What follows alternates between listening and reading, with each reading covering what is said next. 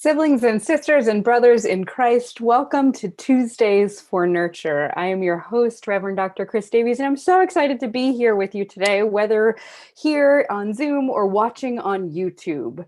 So Tuesdays for Nurture is a webinar series where we faithfully focus on education for the people of God. We have topics from faith-filled politics, interviews of key leaders, to how-tos in congregational life, and the impacts of current realities on the life of the church. All of this will be featured. And every webinar, this one in particular, has clear suggestions about what you can do in your local church. And I'm so excited to be here with you today. We are talking about youth ministry today, programmatic suggestions for what you can do. And there's a couple of different things that are going to happen as we go along. I'm going to introduce an esteemed panel, and these folk were chosen because the last time we had a youth ministry conversation, all these people were super active in the chat, and/or Tracy Potter, the Minister for Youth and Young Adults, knew that what they were doing was radical and worth lifting up, or reflective of the reality of like what is true right now. So I'm hyping them up, and they're looking at me with funny faces. So let me get around to introducing everyone. So I'll give a quick who you are, where you serve, and I'm going to ask you to reply with what is your favorite icebreaker? So first, I want to introduce to you David Perez, who is at Irvine Congregational Church in California, UCC. So, David, what is your favorite icebreaker? My favorite icebreaker is it's called name remembering. Something simple. They say that the sound of someone's name is the sweetest sound to anybody's ear, unless you're in trouble, right? But basically, I give students the opportunity to come up with a way to associate their name with a scene or a picture, and give them a few minutes, and then they come up and then they share it. And at the end of it, I kind of ask somebody, okay, so who's bold enough to come up and see who can remember everybody's name? So for example, something that I would use, and my name is David Perez. And so I associate it with, I like to sit on my daybed and watch the President. So daybed President. So something to associate, and then it's a fun way to remember people's names. Nice. Also joining us there, we have with us Elise Torelli, and they are at Middle Collegiate Church and the director of programs for children, youth, and young adults. So, Elise, what is your favorite icebreaker? My favorite verbal icebreaker is to ask, if you were a dragon, what would you breathe? I think that you get a lot of fun and really creative responses. Sometimes it's clean air, because I'm in New York City and some young people have never experienced non-pollution. For me, my answer is always the perfect cup of coffee every time, because Lord knows you need it. So that's my favorite verbal one. I don't want to take up too much time. I'm happy to be here.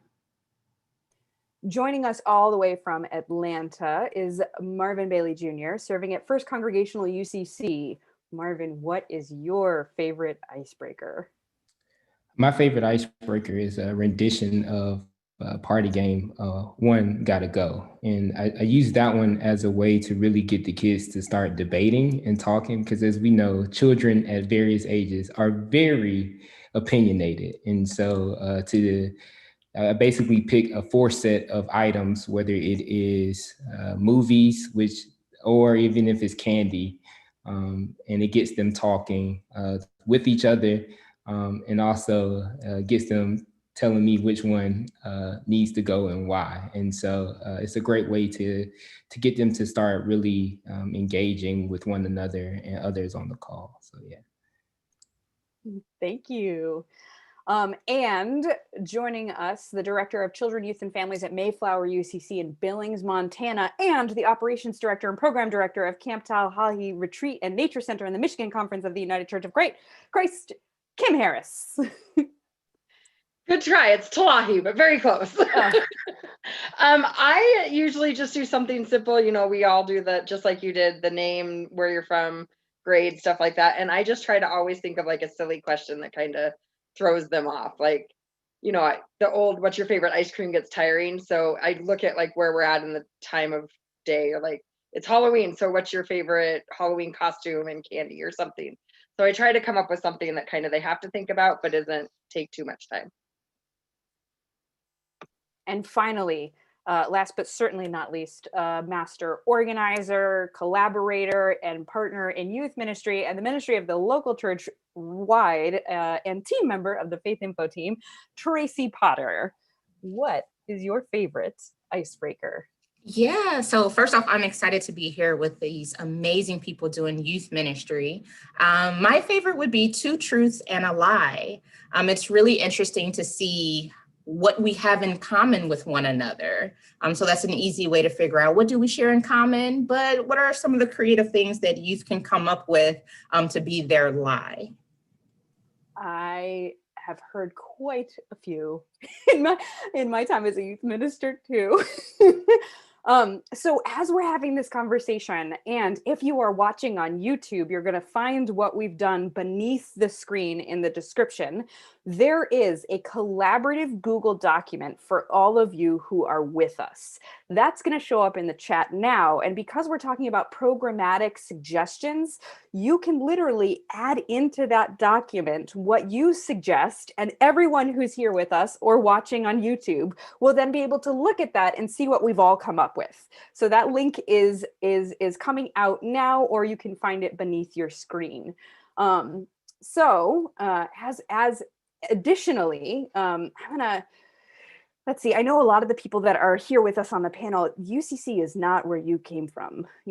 For me, I'm relatively rare in many places because I've been raised up in the UCC, but we are a united and uniting denomination that brings people in all over the place, and we are in covenant together and or in partners in ministry in various ways. So a lot of what we're also trying to do is connect with each other. So Marvin, I'm going to ask you to talk a little bit about your journey and what you're hoping that we can do together here. Well, first and foremost, thank you all for inviting me, and I'm delighted to share with you and to learn from each of you as we really have a wonderful conversation surrounding our youth and programmatic efforts and events. And so thank you.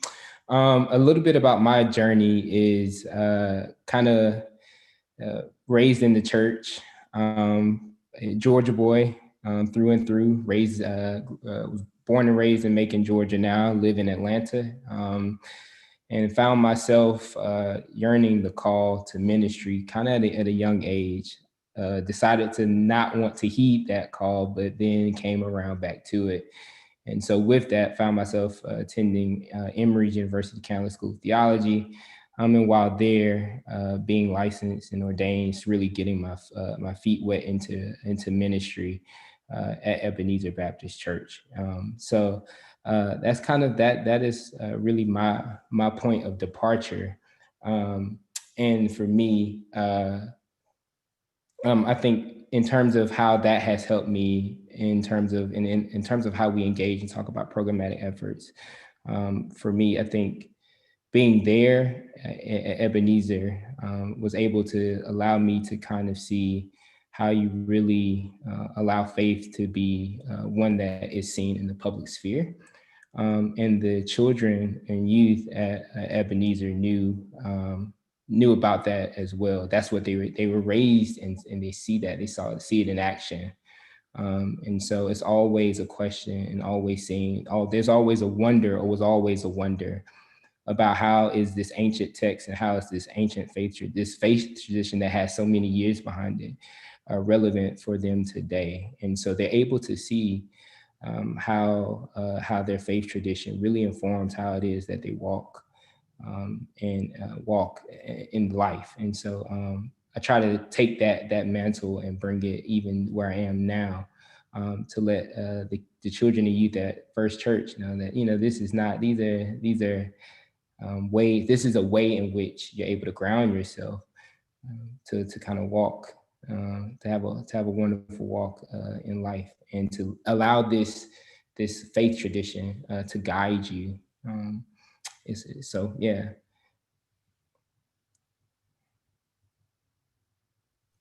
I know one of the things that you mentioned when we were preparing was wanting more connections with UCC folks. So, and that wasn't unique.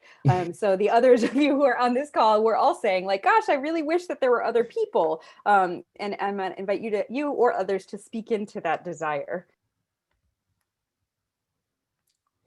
I think a lot of what I have done, especially since COVID and going virtual, has been collaborating with those UCC youth ministers that I do know and have relationships with from my time on NowCM. And I mean, that saved me in my ministry because it's hard to come up with it on your own. Can you define that acronym for us, Kim? NowCM is the Network of Wider Church Youth Ministers. So when I worked on the conference level for Montana, Northern Wyoming, I was a part of that group.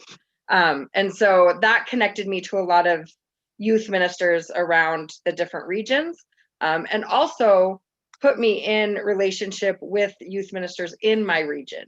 And so we had a much closer relationship with when planning regional events and stuff, but it also, you know, when we did a virtual mission trip this summer, we got to spend a day with our colleagues and counterparts in Seattle, online. So there were some blessings that came out of that. And so I think those relationships really, why reinvent the wheel? We're all in the same boat. And so really using each other instead of trying to come up with it on our own.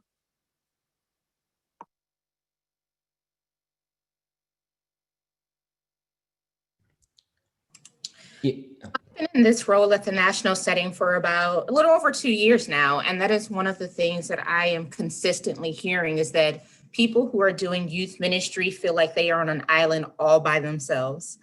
There are not a lot of places youth ministers can go to feel supported, to be resourced, and to just brainstorm with each other.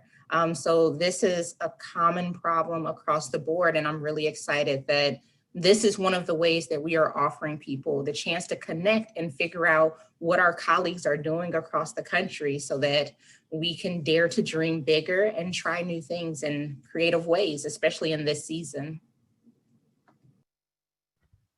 So with that in mind, I want to invite you. One of the other things that we did is that in terms of like the mental health of leaderships of people leading congregations, one of the easy ways we can do that is like what Kim and Tracy has said, is working together or co-collaborating and not reinventing this wheel. So we've got a form that we're going to share either beneath in the description in the YouTube or in the chat as we are going, where if you want someone to be your youth ministry co-collaborator anywhere in the country, somebody who's going to be in conversation with you, who has also filled out this form saying that they want the same, you can fill out that form and Tracy Potter will email the two of you and or more and connect you before the end of next week. So if the form is no longer underneath us, then you can email her directly at pottert@ucc.org. And if it is there, then you can click on that and know that you can fill that out and be connected to somebody else. So again, we're trying to get really practical here about how we're connecting to each other and beyond. So with that in mind, I think it's time for a little bit more storytelling. So I'm going to ask you, what is something that went really, really well in 2020? And I'm going to specify probably somewhere around March or later, something that went really well in what you're doing at your church. I can go if you don't mind. So I think one of the things that I think has gone really, really well, particularly for us at First Church, is that I meet with the kids for about an hour on Sunday mornings for us to engage in some type of lesson prior to that Sunday, what we call the Sunday school hour prior to service. But what I have discovered is, since March and since this dawn of since the dawn of the pandemic that we're living in, I noticed that what winded up happening was eventually parents were getting the kids to hop on Zoom, getting them connected. But then what winded up happening was the parents would start to stay. And so that made for an interesting dynamic, but a wonderful one, because what winded up happening was what we thought was just a way to continue to keep the kids connected, wound up really transforming into a way of intergenerational ministry in the church. And so that has been a very useful and unique way, because now the parents are also vested, and so they don't skip a beat sometimes either.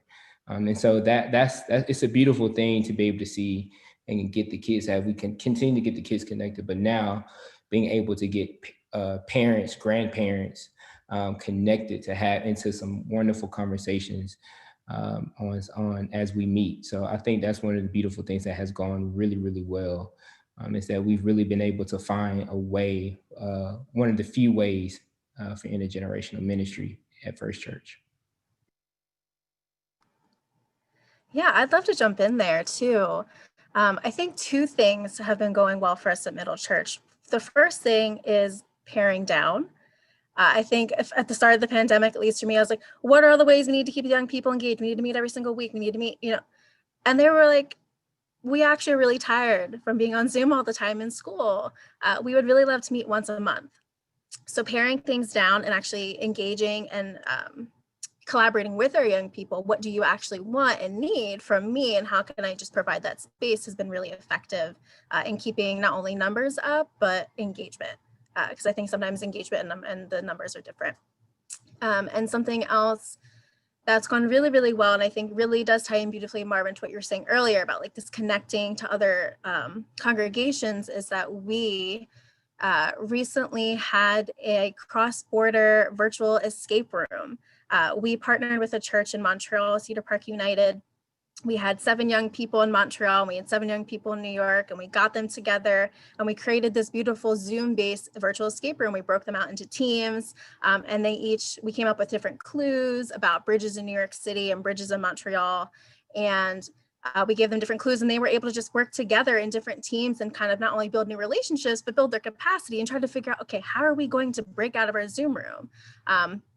And so my partner, Martha, she had a physical lock. And do I have mine here? No, I don't. And I had a physical lock. And so when they were done, they actually were able to unlock the Zoom room, so to speak. And our metaphorical, our imaginative bridges to connect our 2 cities kind of came down. And then our young people were able to ask each other questions and engage in dialogue. And that was really, really fun. And that really just happened because Martha didn't know me, never spoke to me, never been to Middle, just sent me an email. And I responded to it. And sometimes that really is all it takes to have a really successful and beautiful event, and also build partnerships. So did you have the New York youth researching what their city was, like researching Montreal, and the Montreal youth researching New York? We had them there was a mixed group in both teams. So we had New Yorkers and Montrealans and New Yorkers and Montrealans researching both. And let me tell you, I don't know that our young people spend a lot of time researching bridges in the cities in which they live in, but now they might have a little bit more to add to the conversation for those extra credit questions in school. That is hilarious. So I know that things have gone really well. That's great. And anyone doing youth ministry knows that there are also going to be times where you plan something, you get it all together, and then nobody shows up. And that is real.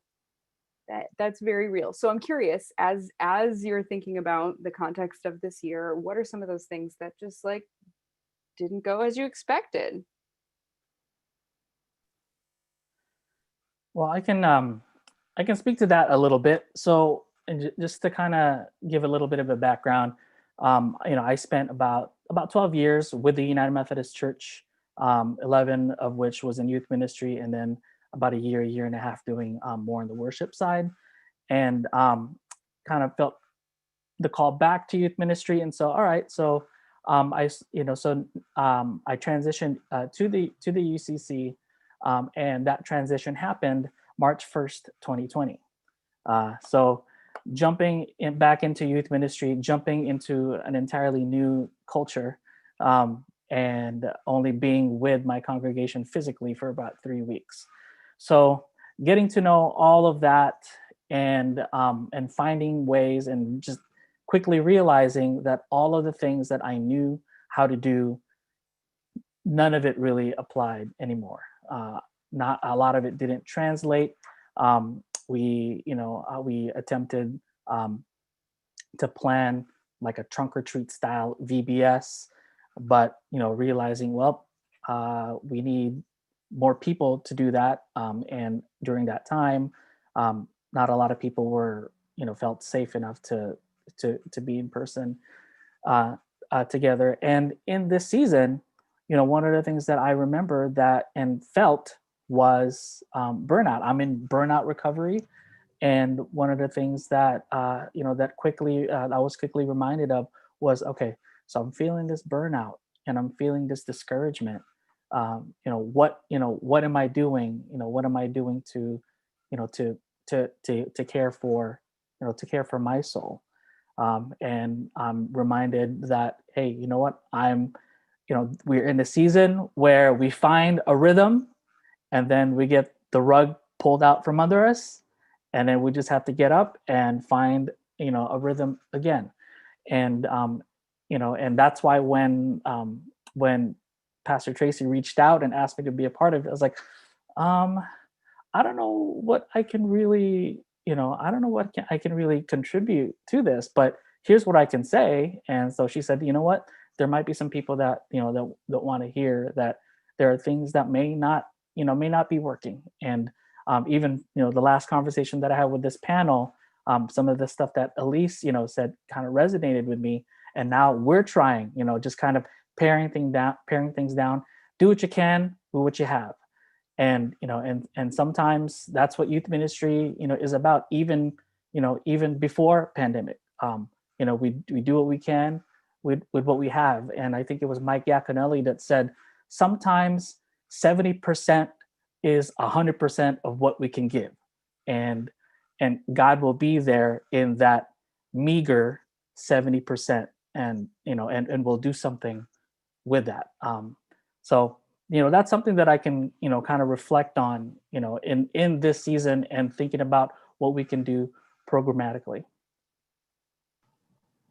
David, I really appreciate that. And then when we talked the other week, I was really like vibing with the conversation and the things that you were sharing, because I think, right, part of the burnout that we experience is because we overcomplicate things all the time, right? And I think it's so important for us to like not be afraid to ask only ourselves, but also people we trust, like, am I making this harder than it needs to be? Maybe your supervisor, maybe it's a friend, maybe it's a young person in your youth group. Am I overthinking this? Like, am I trying to do too many things at once? And the answer is almost always yes. And the answer also is almost always, and you're trying to do it all by yourself, right? Like, part of this panel and part of this, right, this whole series is collaboration. It's like, don't be afraid to collaborate. Maybe some of you don't have a really large team, but can you partner with lay leaders? Can you help build power with the young people who are attending? Somebody said in the chat, we have 12 signed up, but only 2 are showing up. Can those 2 be empowered to help corral in more young people, to help kick off an event? So do you need to do everything yourself? No. And I just wanted to say one more thing too, that like, even as youth ministers, right, we are so burnt out. But like, it's not a secret that our young people are too, right? It's okay to like break that 4th wall, because they know that you're burnt out, and they know that they're burnt out, and you know that you're both burnt out. So like, just open that conversation. And you're going to have to define that really clearly. What is break the 4th wall? What do you mean when you say that? I mean, like, it's okay to kind of break down the smoke and mirrors, so to speak. It's okay to see that there's a stagehand and an orchestra, and that there's people working the cameras. Are you saying let the youth see that you're human? I might be, Chris. Let them gosh. see that yes, I know. Isn't that a wild concept? Let them see that you're a human too. I think that sometimes, I'll say for me too, imagine that like youth group is a way of shielding and protecting our young people. But I truly don't believe that we create safer or braver spaces if we don't allow our young people to share and unpack what they're seeing and they're experiencing. Like, yes, we should be engaging our young people in play and escapism. All those things are true, but we can also be instrumental in creating an opportunity for dialogue. And I just think that's really important, to be human with each other. And, go ahead, Tracy. I was going to say, I think we want to talk a little bit more about this specifically before I'm going to pick up on something that you just said there, Elise, and carry us in a different direction as well.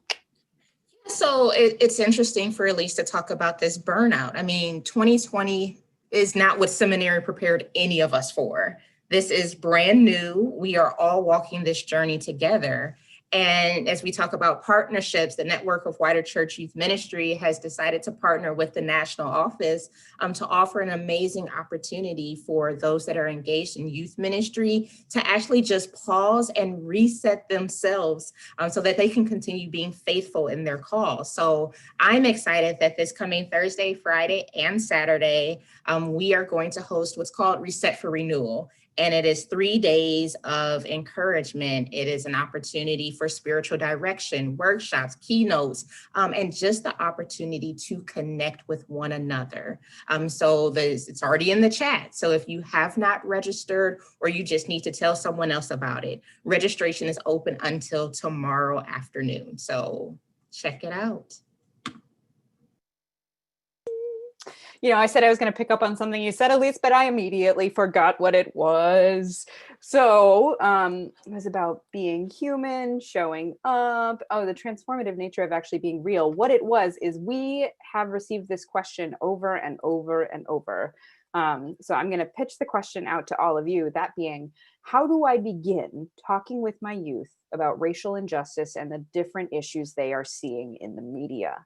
Part of 2020 is that we have a pandemic of the COVID-19 virus and a pandemic of the growing awareness of systemic racism in this country that some have known intimately, embodied for their entire lives, and some are witnessing an awakening to what does this mean for us in our communities, our neighborhoods, our churches, and our, our collective orienting towards government and beyond. So the question to all of you is, how do I begin talking with my youth about racial injustice and the different issues they are seeing in the media?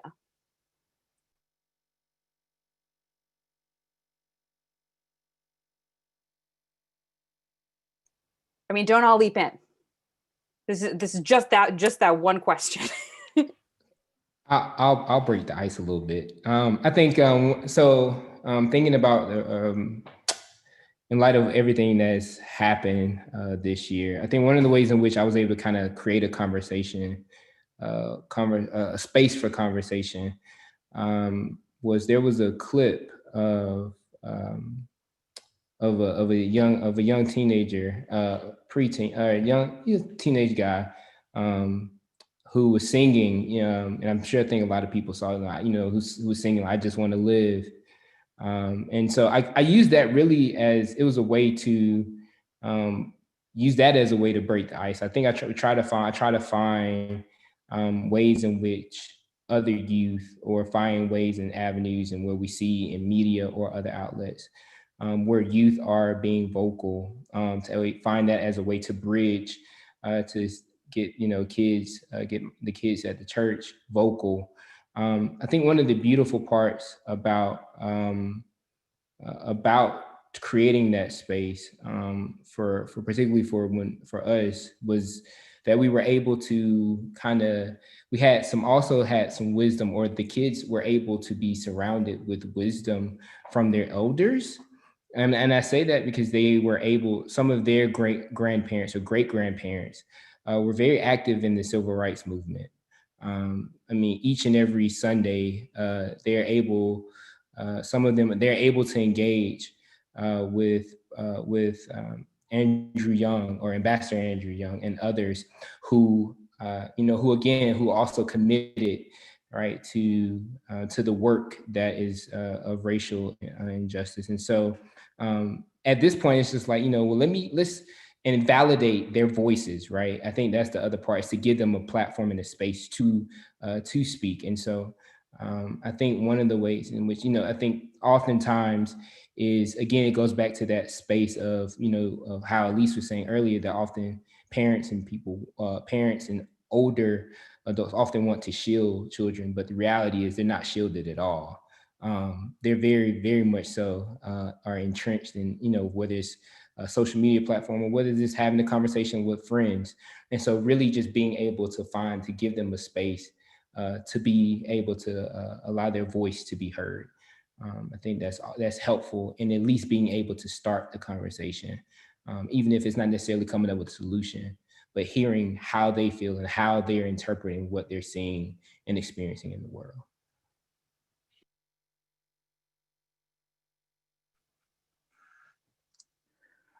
Just thinking about what what Marvin said, and coming from somebody who's Filipino, who was born in the Philippines, and moved here when I was 10 years old. I was clueless as to what the history was, and for me, and even with me as a parent, and I really resonated with what Marvin said about shielding, shielding our kids, and either kids at home or our young people. And then it struck me, some advice somebody gave to me was, prepare the child for the path, not the path for the child.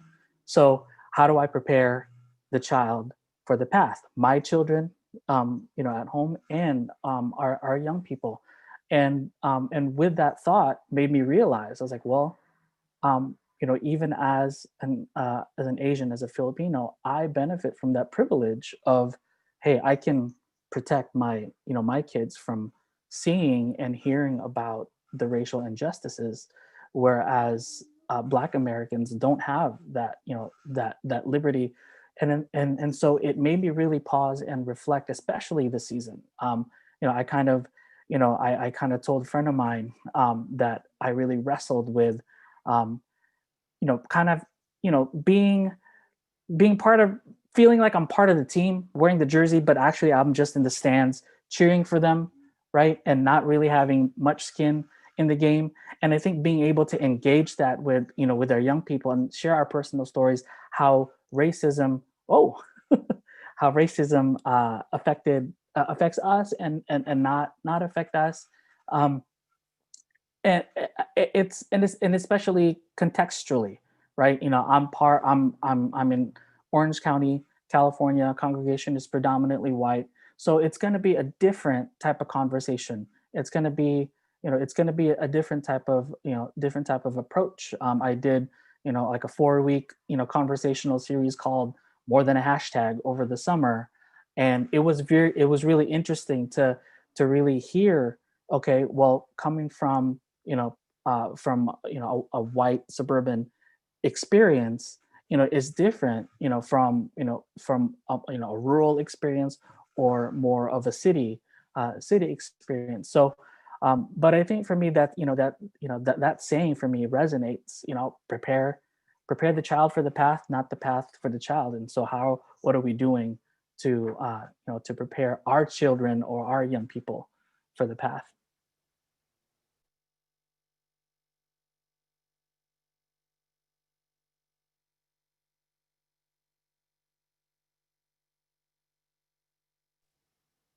Yeah, I would love to jump in there too. And I think as a white person, I also want to talk to white people for a second here, because I think sometimes this conversation isn't had. Um, I think a really accessible place to start is to just start naming things, right? I think particularly white people can be afraid to name them. And that doesn't serve you or your youth, whether they're a person of color or whether they're white. Don't say that something is a little weird.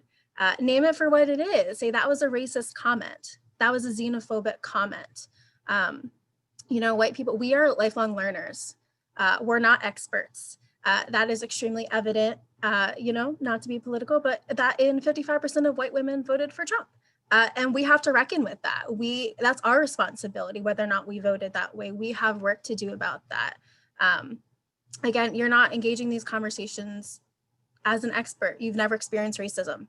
You're never going to experience it. You can't be an expert, but you can be a bridge builder and not be afraid to engage in conversations, because young people are smart, right? If they see that you're afraid to talk about something, you're not a safe person anymore, and they're not going to bring up something that's impacting them all of the time, whether or not you're noticing it. In youth ministry, the center is our young people, not our whiteness. So I just want to emphasize, don't be afraid to name things. Yes, it is disheartening that our administration doesn't seem to value Black bodies, when we know that Black Lives Matter and that God adores and loves Black people. I know you said that that comment was uncomfortable. Why don't we just name that it was racist? No, I didn't know that X person was murdered by police this week. Why don't we all take a minute to look it up and pray for their family? Can we talk about how that feels? Yeah, I just think I wanted to say that. I think a really easy place to start is to name things and also to normalize talking about race, right? Don't just talk about Black people in February. Don't just talk about Indigenous people, on Indigenous Peoples Day. Start off every single youth group with a land acknowledgement. Talk about people. Don't always center and normalize your white youth, because they're not the only ones who are having an everyday experience. They're not the normal ones. And I think that if we can move away from that, we really can just expand the brave spaces that we occupy and the safer spaces that we occupy for our young people. Yeah, I just wanted to piggyback off of you, Elise, of, coming from a very rural area. I mean, yes, I live in Billings, but, to standards, that's still rural. We don't have a lot of diversity here outside of Indigenous people. And even that we're kind of shielded from at some, on some level. And so I think having those conversations and showing the young people that it is okay to have those conversations, but also making them aware and educating on white privilege, because they don't even think about it, especially where we live. They don't even think about it. And so kind of having those aha moments of, okay, well, have you ever gone into the store with your Native American friends and what has happened versus, and so kind of taking that and then moving that on to the racial injustices past Indigenous people and having those conversations. I think that's really important, of having those conversations and not, oh, it doesn't happen here, so we don't need to talk about it. It does happen here. We just have to be a little bit more alert about it. And I know that many of the people listening are listening with various lenses as well. And I want to say that if you want to hear more about how to do this, that our keynote speaker at Reset for Renewal later this week is going to address it directly. And we've got a couple of workshops that really speak into this. So again, more information about that is at ucc.org/youth. I also noticed that many people are collaborating into that document with their suggestions. I will also name that AUSSE, the Association of Christian Educators, has a whole page about anti-racist resources that you can use with youth and with children. So that is also a resource that they have. So I want to name that as well. Okay.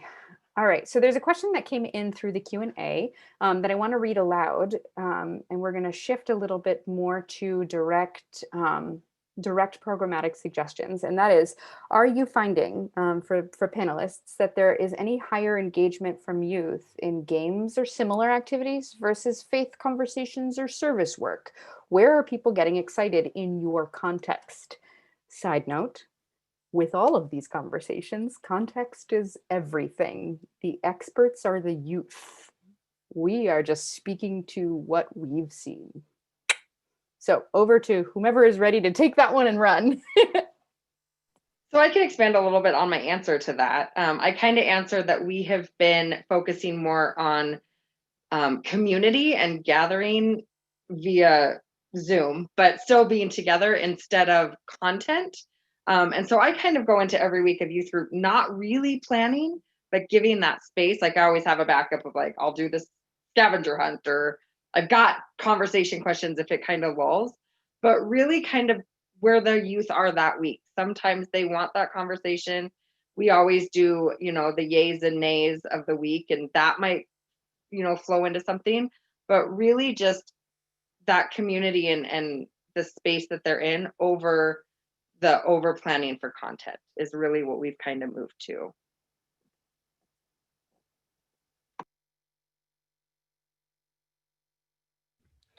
So yeah, I think for my group, definitely the games will ring a lot louder per se than being able just to have those kind of faith conversations. But I don't think that's necessarily a bad thing. I think for me, what I do is I try to use the games, leverage the games as a way to bridge and have those conversations, faith conversations and service work with the youth.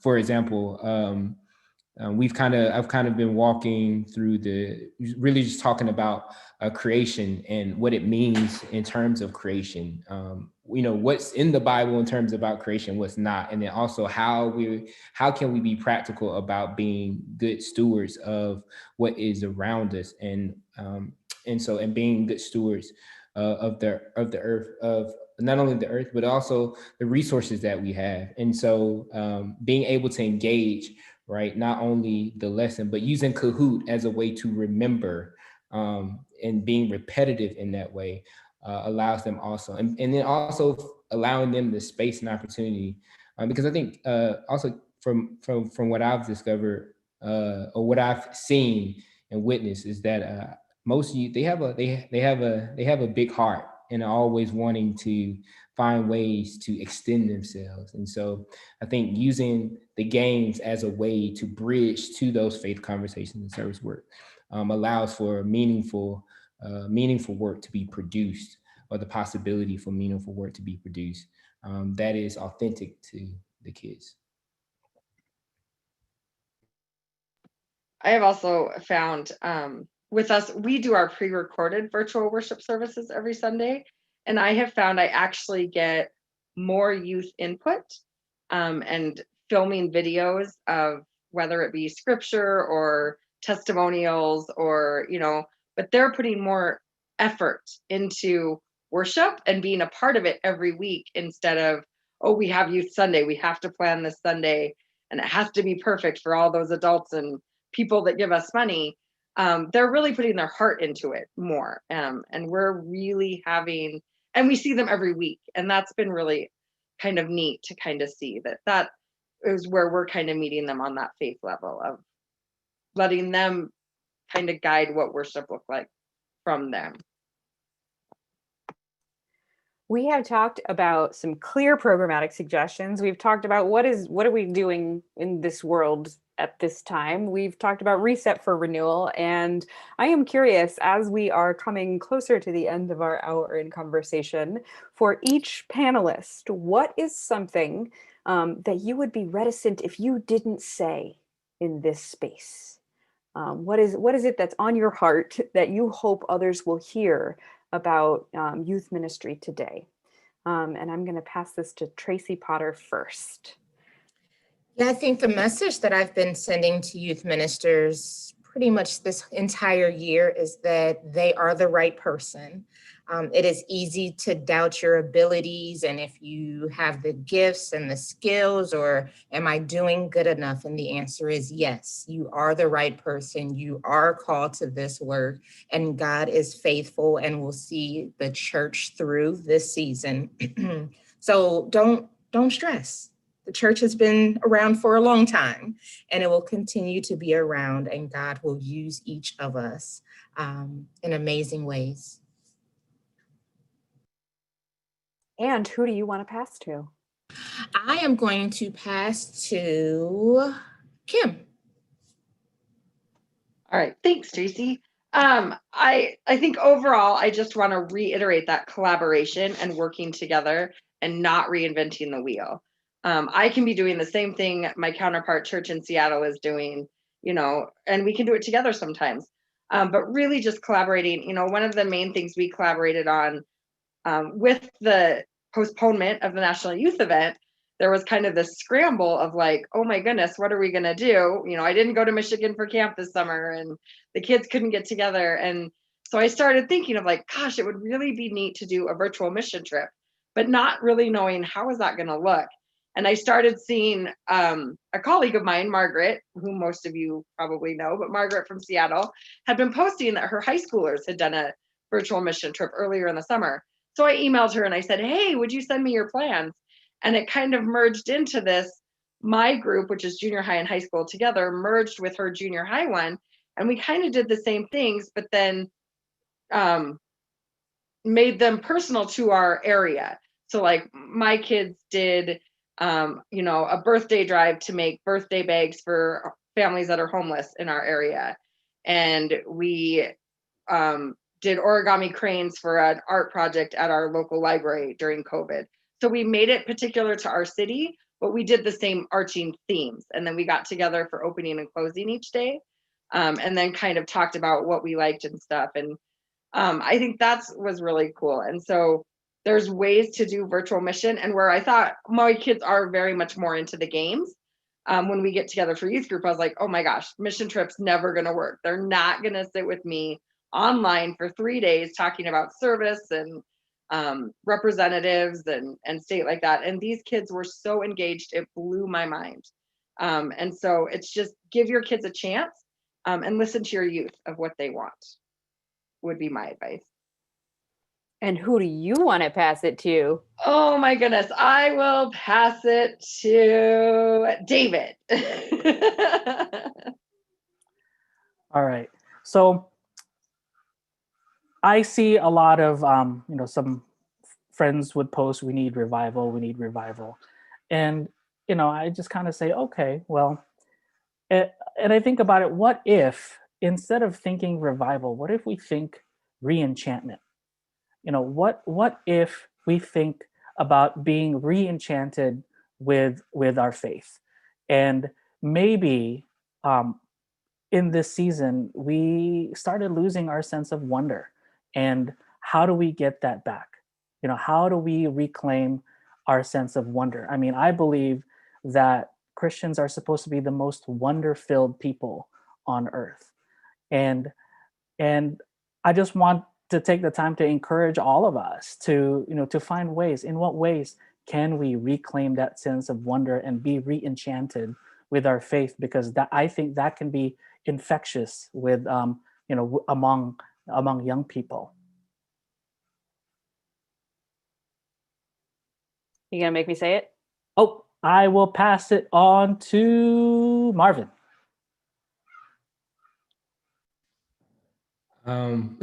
This is kind of hard because I think what's been stated, I echo. I mean, from Tracy affirming to, I think really what resonated within my spirit was Elisa's statement earlier regarding that you don't have to do it by yourself. You don't have to do this by yourself.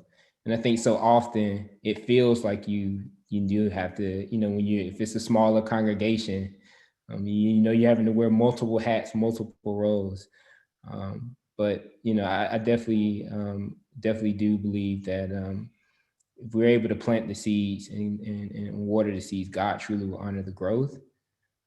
And so, that kind of holds near dear to my heart. And, I'm grateful for, again, even spaces like this is a way where you're able to have other resources that will allow you to plant seeds, where God will allow spaces and allow the youth to grow into who God has called them to be.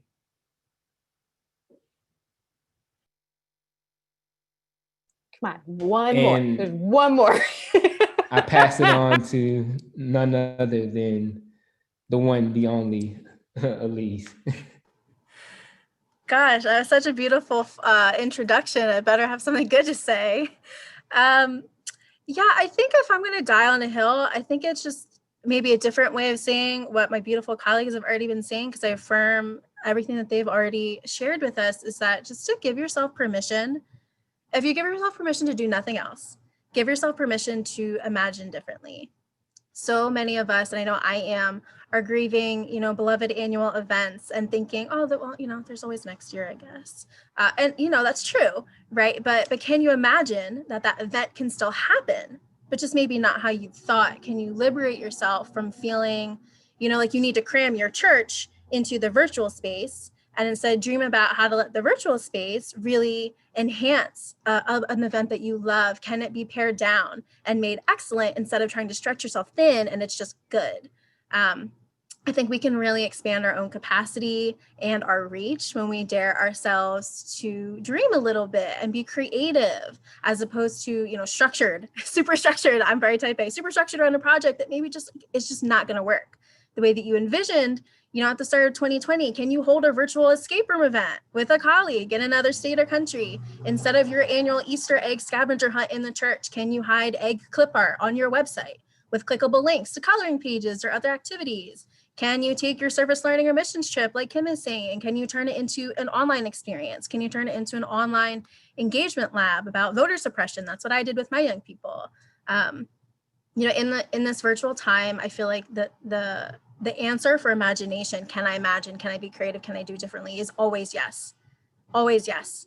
Often in ways that it was a very hard, impossible no when we were inside our churches and inside our buildings and wherever else. And this is the time, you know, we were talking a week ago, David mentioned pivoting. And I think that this is the time to really sharpen and hone your holy practice of pivot.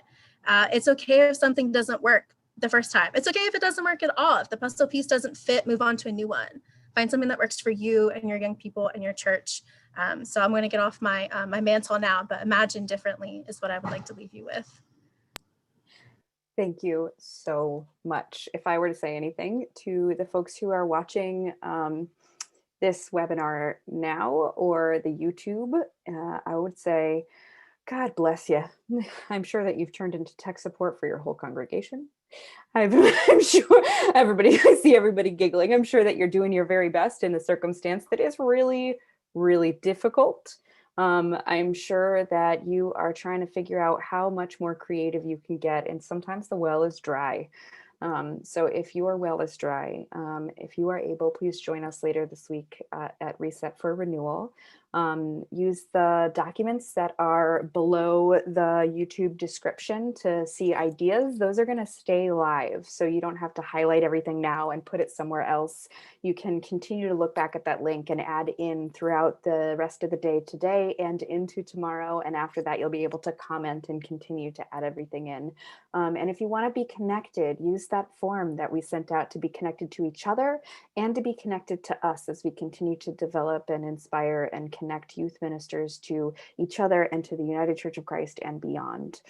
So that's a whole bunch of really tangible action steps for you and for the purpose of raising up the young people in this denomination as they continue to accurately lead from where they are now. You know, they are already doing it. And in so many ways, it's up to us to recognize that what they're doing is leadership. Having said that, what I want to also say is if this has been important to you, if you've learned something or found something that's meaningful, please consider donating to the annual fund of the United Church of Christ by texting UCC to 41444. And at that link, you'll get sent a link and instructed how to donate from there. And that everything you do enables us to do programs like this and continue to resource and connect and be present alongside you in this ongoing work in a covenant together. On Thursday, our independent artist and colleague Tracy Howe is going to be presenting singable congregational hymns for Advent. She just wrote, they're gonna be great. So it'll be a little concert for you because she is opening for Jennifer Knapp, who's gonna be here in a week. Sorry, my little queer soul got a little excited there. Jennifer Knapp's gonna be with us a week from Thursday, and next Tuesday,